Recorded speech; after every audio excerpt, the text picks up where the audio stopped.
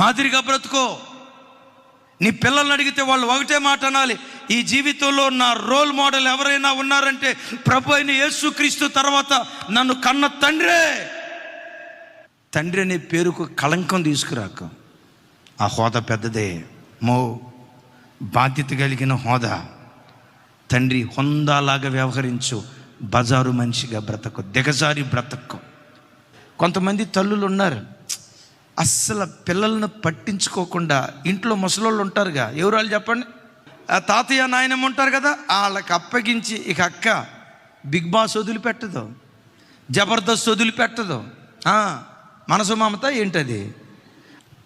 ఈ పావురాన్ని చూడండి సార్, తన పిల్లల పట్ల ఎంత ప్రేమ, ఎంత ప్రేమ. నీ పిల్లలను పెంచి పోషించే విషయంలో పావురాలను అలా ప్రక్కన పెట్టండి. అసలు పావురాలకు ఆ మనసు ఇచ్చిన పావురాలు కలుగు చేసి